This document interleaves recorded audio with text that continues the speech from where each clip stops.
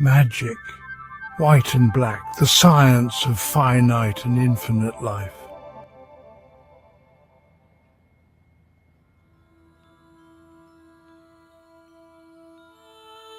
Merely imaginary self-consciousness exists when thought and will are divided. We then live in our imagination, but the will is dormant and inactive. Only when will and thought become united and act as one, then will true self-consciousness become manifest. The self-conscious will, receiving its light from thought, is a god or a devil according to its tincture. In its full development, it is a power beyond the comprehension of normal man. It enables its possessor to blend his own consciousness with that of any other person, to enter into communication with any other person in any part of the world, although that other person may not become aware of his presence unless he has developed his own power of spiritual perception to a certain extent.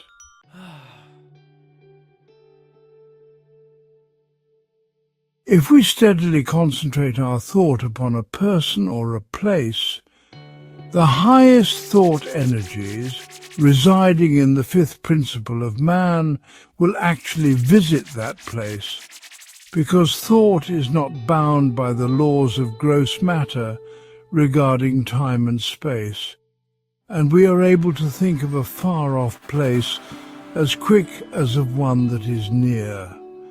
Our thoughts go to the desired locality, for that locality, however far it may be, is still within the sphere of mind.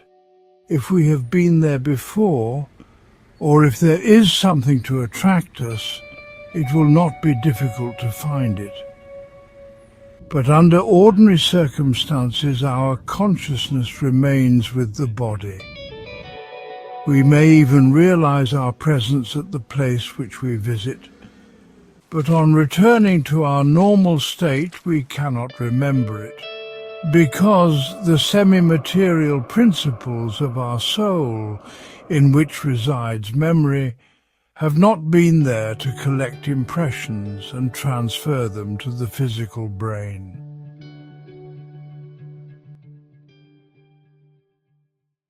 But if our will has become one with our thought so as to accompany the latter, then our consciousness may go with them, being projected there by the power of the will and illuminated by thought. We shall then visit the chosen place consciously and know what we are doing, and our astral elements may carry our memory back and impress them upon our physical brain. The reason why such things sometimes take place at the time of death and the conscious appearance of the dying person occurs at a distant place. To visit a friend is because at the time of dying the will becomes again free and unites with the thought of the person, thus forming a veritable spirit, a union of will and thought. It sometimes happens that the double of a sleeping person is attracted to a distant place, acting, however, like an automaton, without intelligence. This simply shows that the will of the person was not set free. His thought was there, but not his conscious will. Nor could the will leave the sleeping body of a person that has not become sufficiently spiritual, because the will is the life, and if it were to leave the form, the body would die.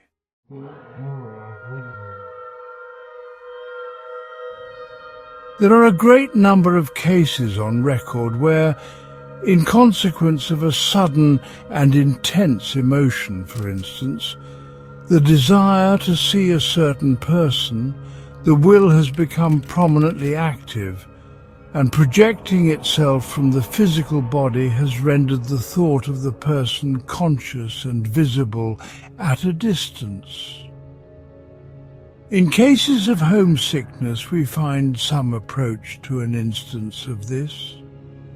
The person separated from home and friends, having an intense yearning to see his native place again, projects his thoughts and his unconscious will to that place. He lives, so to say, spiritually in that place, while his physical body vegetates in another. The life elements pass more and more to these astral elements at the expense of the life elements necessary to supply the wants of the physical body. There seems to be nothing particularly important the matter with the patient. He has a little fever, becomes weaker, and finally dies. That is to say, he goes where he desires to go, although his gradual going is imperceptible and unrecognizable to physical senses.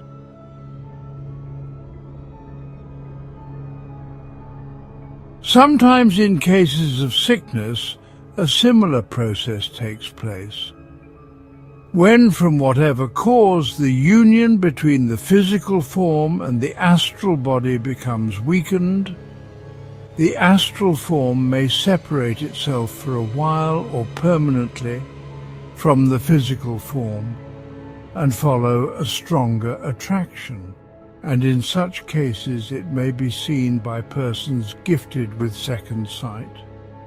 The symptoms of such a beginning of separation may often be observed in cases of severe sickness, when the patient has the sensation as if another person were lying in the same bed with him, and as if that person were in some way connected with him, and he would have to take care of the latter. As recovery takes place, the principles whose cohesion has been loosened become reunited, and that sensation disappears.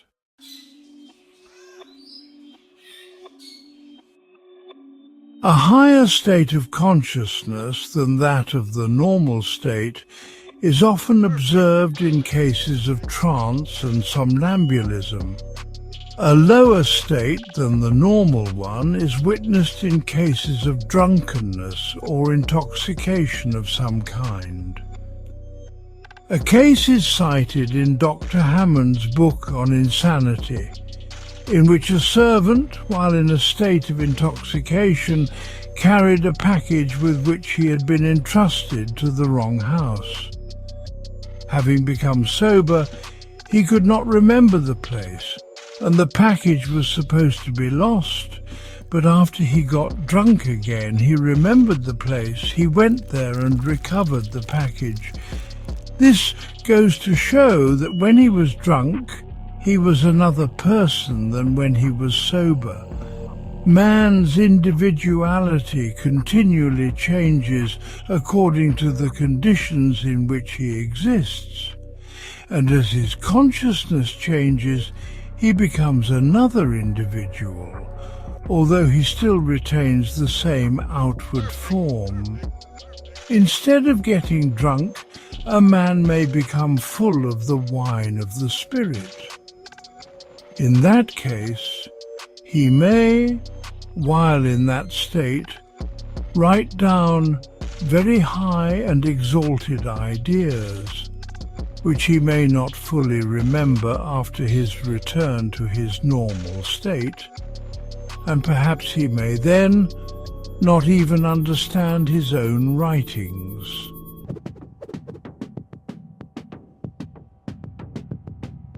If a person is in the hypnotic state, subject to the will of the magnetizer, it is the consciousness of the latter which takes possession of the former and uses his mental organism as if it were his own.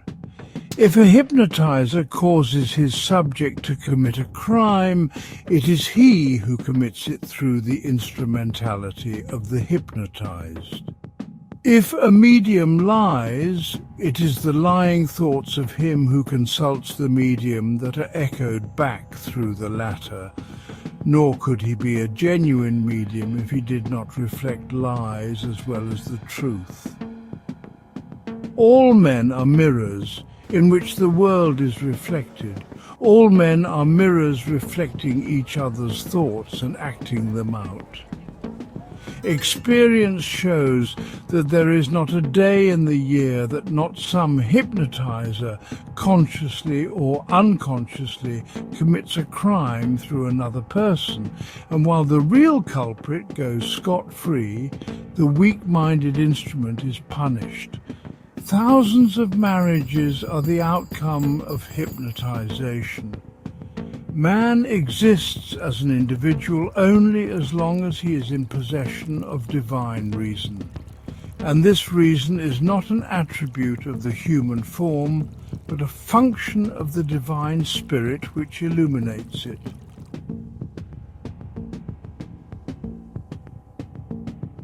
In the state of trance, the consciousness is entirely concentrated on the higher planes, and the mind may even forget the existence of the physical body.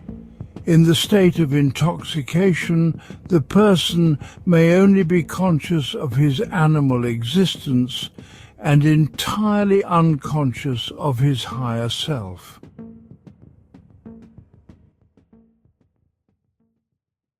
A somnambule in the lucid condition looks upon her body as a being distinct from her own self, who is, to a certain extent, under her care.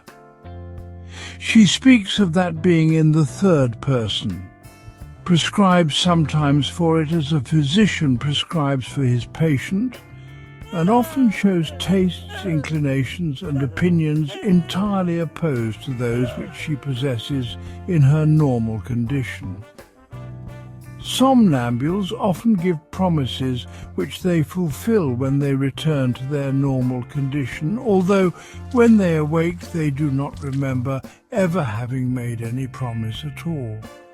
If man's consciousness changes from one state to another, his tastes and inclinations change accordingly. While his thoughts revel in animal pleasures, the realm of the spirit will be closed to him, nor will he desire to enter it.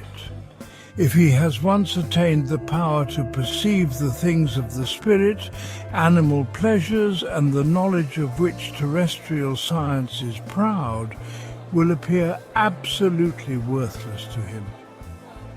Persons, while in a trance, may love another person intensely because they are then capable of perceiving his interior qualities, and they may detest him when they are in their normal condition because they then merely behold his external attributes.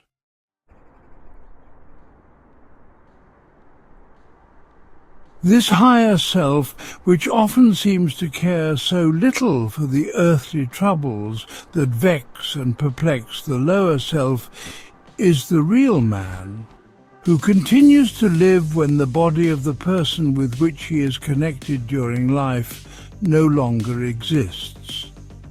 It is the individual which, through a long chain of reincarnations, has become connected with many personalities, extracting from each the elements which are worthy to be preserved, and assimilating them with his own.